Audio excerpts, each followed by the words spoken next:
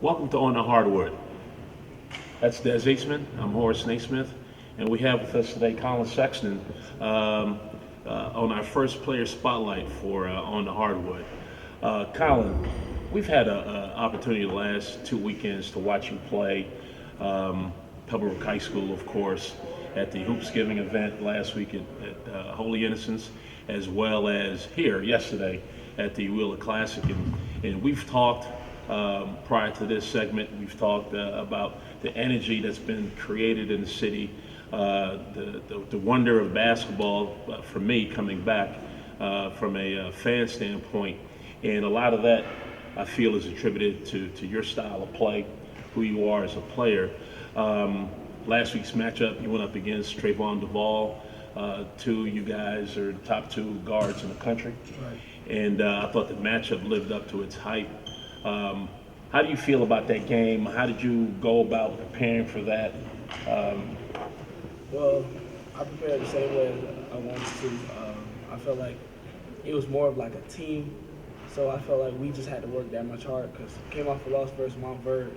I felt like we just needed to continue to grow as a team and as well as continue to grow individually because everybody knew it was really Collin Sexton versus Trayvon Duvall. So.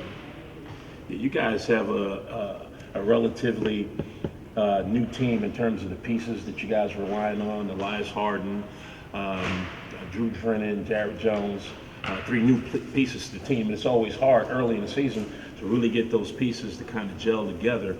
What are the goals that you have for yourself and for the team moving forward as the season progresses? I want to win Mr. Georgia basketball for this season, as well as make McDonald's All-American and Jordan Brand.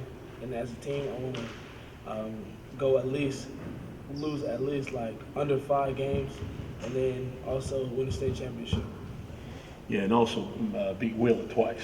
No, Yeah. we got 3 times. 3 times. Twice, once is not enough. I got a question for you. That's good. I got a question. Coming off you probably had one of the most storied AAU seasons in the history of grassroots basketball. You came from, you worked from a player that didn't have the notoriety, and you've always been, I wouldn't say second fiddle, but there were always players that were ahead of you. What was the drive and determination to lead to the success you had this summer, not only on the EYBL circuit, because some of the points you were putting out, I thought you were playing PlayStation. When I was looking at it, I was like, It's like, is my computer wrong? Is something wrong with this thing? But not only that, but then you took on a country, put USA on your chest, put the team on your back, and you brought the MVP back to Georgia. So, I want to commend you because when you win, I win. Yes, When you win, we win as a state. So what were some of the things leading into the summer that triggered in your mind, like, you know what, my name is Young Bull, Right. and I need the world to know? I felt like I had a great junior season playing with Jared Harper, and he just showed me how hard he worked. So I just wanted to continue to grow as a player with him. And we just always, every day in the gym, morning and night. He was my gym buddy. So this year I got to find another one. I think Drew Drennan was going to be mine this year. So we're going to get in the gym some more. And then it just rolled over to AAU. Right. I had a great first tournament. It wasn't like a big tournament. It was with Stampede. It was at Swanee. So I just had a great tournament. And then everybody was like, you can score the ball pretty good. That's what we're going to need you for this season so we can win games. So Coach Al, he gave me the ball when I needed to, let me create my shots, and just let me play free. Mm-hmm. I felt like that was big. And then for USA Basketball, the whole week leading up to it, I was in the gym morning and night, going 3 days. All I wanted to do was get to the door. Once I got to the door, I felt like I could do the rest. Right. So once I got to the door, it showed. It showed that I could play with the rest of the team and be one of the best players in the world. So. Right. I heard a lot about your work ethic. And we got your dad in the audience. We've had some conversations regarding your work ethic and what it is that you do on a daily basis.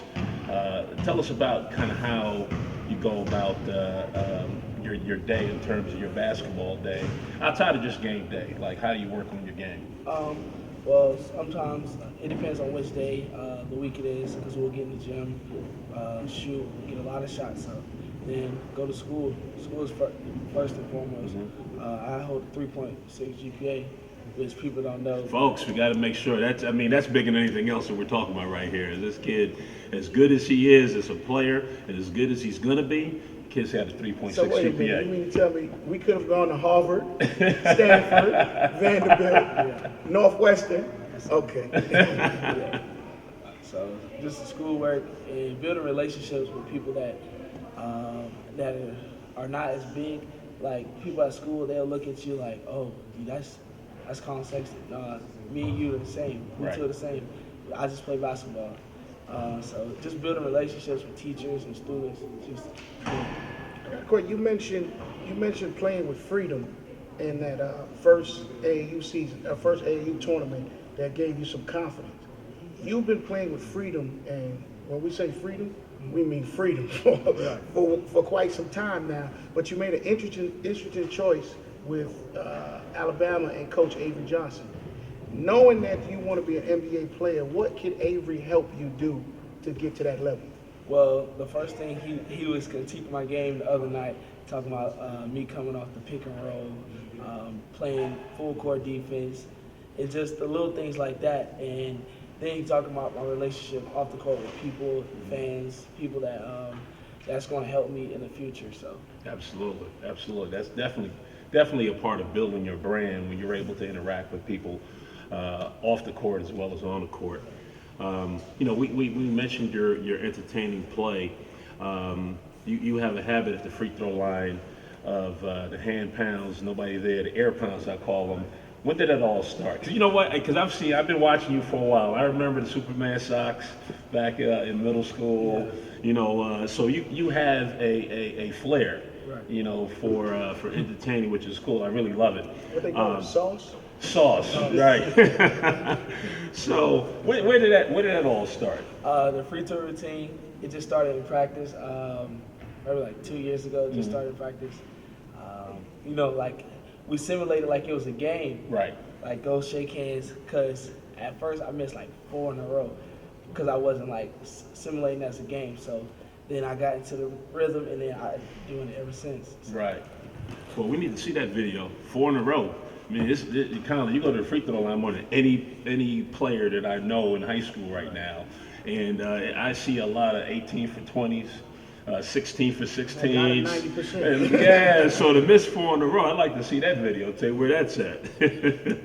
How do you compare yourself to players in the NBA? Who's the one that you pattern your game after? I say personally, Westbrook. Yes. Downhill, everything is downhill. Not only that, you play with an edge. Right. And that edge, back in the 90s, some compared it to Michael Jordan, where he came with an edge and it intimidated his opponent. Mm-hmm. Not only intimidated them, they wanted to play him so hard that they end up making mistakes. Right. And I see that with guys that are playing you now. Mm-hmm. The game is bigger than the matchup is bigger than the game, right, and they end up making mistakes. So do you use that as a tool for your approach to bettering your opponent? Oh yeah, because some people, they just want to prove me wrong. Like they'll go out there and try to go at me, but they know I'm gonna come back at them. Like if I score, they're gonna try to come back, which is not in their game. Right. So I can use it as to my advantage. Okay. So there's some mental things going on. I'm taking notes for the double book game on ESPN February 3rd. I'm taking notes right now.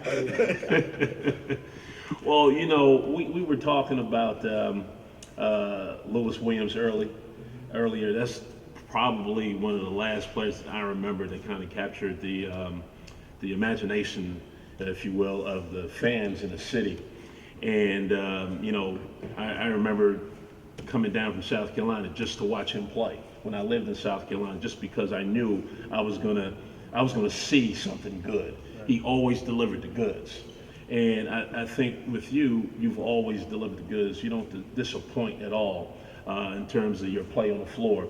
What do you attribute the following that you have? Do you understand it?